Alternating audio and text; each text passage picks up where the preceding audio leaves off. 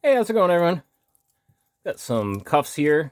I just wanted to go over like a hands-on demonstration of how to shim out of different styles of handcuffs.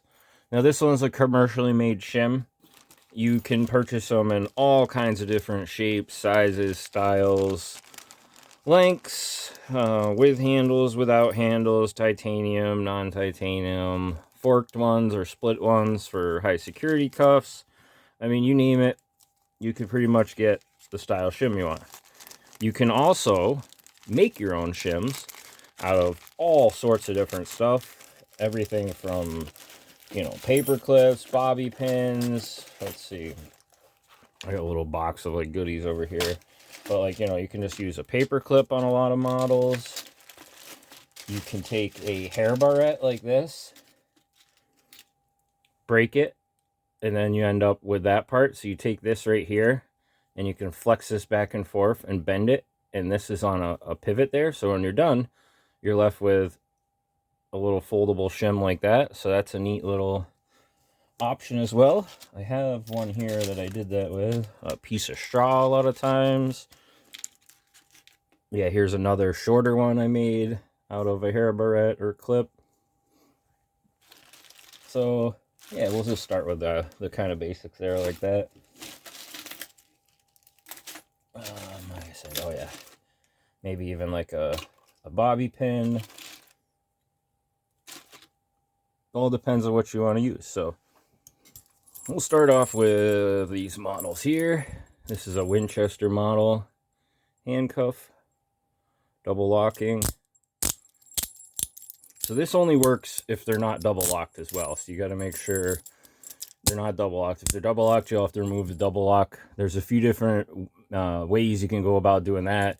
One of the most common ways, once this double lock is in, you just take it and you would wrap it against something and it would remove the double lock. When it's on your wrist, obviously that could be a little harder. You're slamming down, could definitely cause some injury. So that's not something you want to practice and do regularly. That's for an emergency use, really, scenario only. So you have these. Oh, I want to show another style of handcuffs, actually.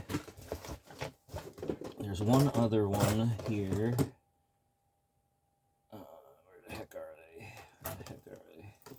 Here we go.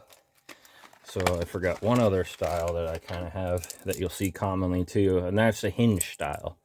So you have your chain style here, you have a Hinge style, and then you have what they call rigid style handcuffs here. So these, there's no chain, they're not going to move, it's going to make it harder to get out of. There's less mobility with them. So that's an example of a rigid set. These are the Hyatt folding model rigids. And they call them folding model because they're kind of unique. They have a neat feature. They fold up like that. And then when you're ready to use them, just pop them open. They lock open. There you go. All right, so we'll start off with the basic model. We're just going to use a regular old shim. And what you're trying to do is get in underneath these teeth and the paw that's inside here. So as you're pressing in with this, you want to pull in on the paw at the same time, and then your shim should slide under. Usually only takes about a half a tooth click, maybe one tooth click. And once you're done, you see what happens is that slides underneath there, pushes these slides, trying to get that to stay focused, slides like that, and slides over the top of the teeth. So that's pretty neat. The way it works, I do have a clear model here somewhere. So that's how the inside functions as well. The little latch there, it's just on a spring. So you're just trying to press that down, put something in, not really even press it down. It does that by itself for you wedging it in between there. And that'll allow the paw to slide and slip right through.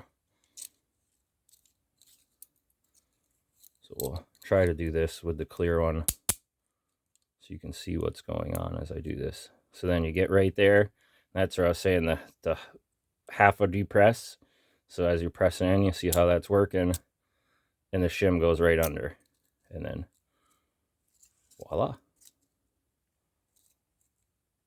It's catching on something here. It's kitchen.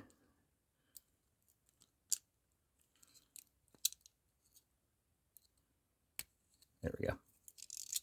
Bam. All right, so this also can be done while you're wearing them, obviously.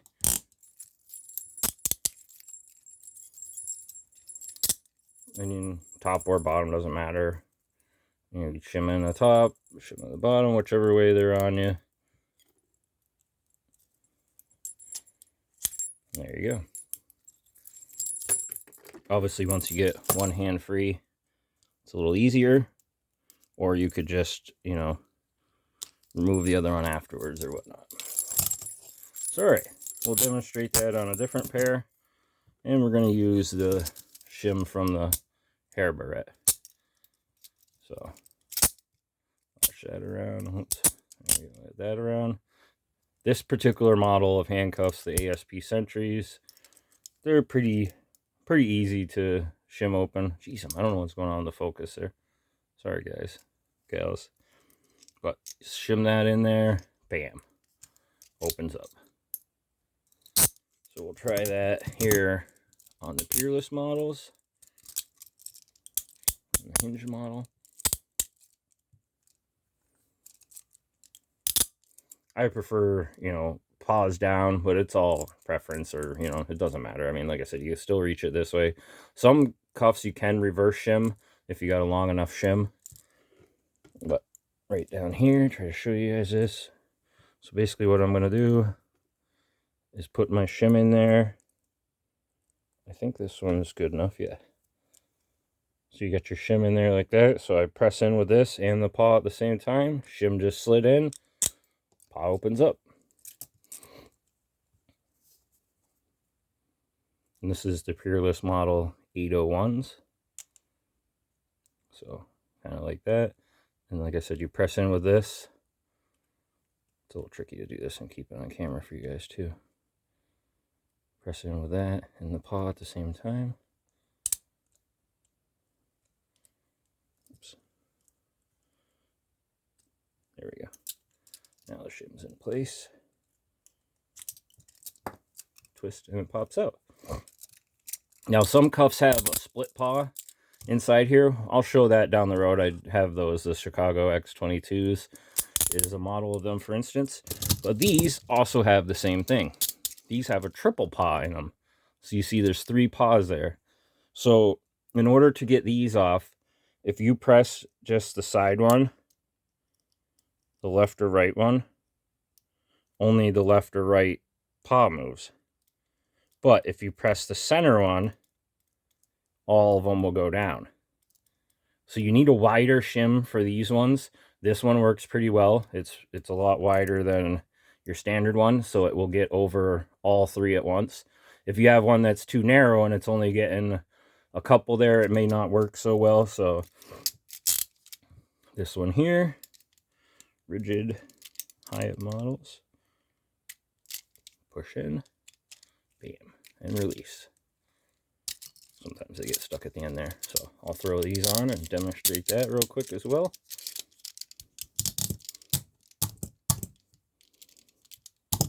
All right, and we're going to use, we'll use the same one again. Bam.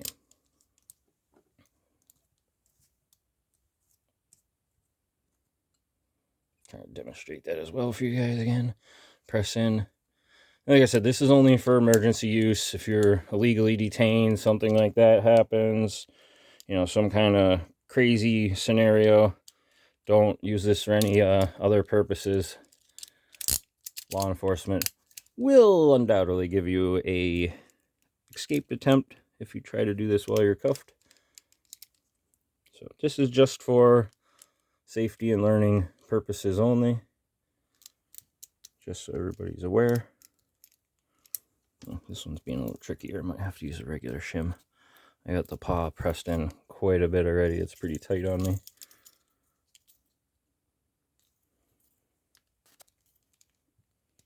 There we go. Shim just slid in and cuff opens up. And then we'll show with the paper clip. And this doesn't work on all models, but this is just a regular oversized or jumbo paper clip. And then you can see on some models, there's a little bit of slop from side to side. Well, that's your friend in this scenario. And then on these ones, one side of the teeth is actually beveled a little bit. So that paper clip fits right in that corner notch nicely. So then you would take that same thing, press the paper clip in, close the paw at the same time, and this might get a little stiff on these ones. Yes, it's in, and that will open, but it's a little bit stiffer. It's tight. There's not a lot of clearance in there. But this only has a single paw, so this will work where you're coming in on the side like that and pressing that down. So there you have it. That's multiple different ways and means from the Shackleman Cuff Club. Always be prepared. Always have a game plan if you're doing cuff escapes. Always have backup keys. Never be alone. Things like that. And, just try them off yourself first. Always unlock them and relock them on the bench. Make sure everything works. Not every handcuff, but a lot of handcuffs have different keys. So, you might need the specific key for that handcuff. There is universal ones, but they don't always work with other ones. So, just take that into consideration. Oh, yeah. I'm going to show you guys the straw real quick, too. A lot of times you can take a piece of plastic or something like this. I actually haven't tried this on this model. And you wrap it around the paw, kind of cradle it.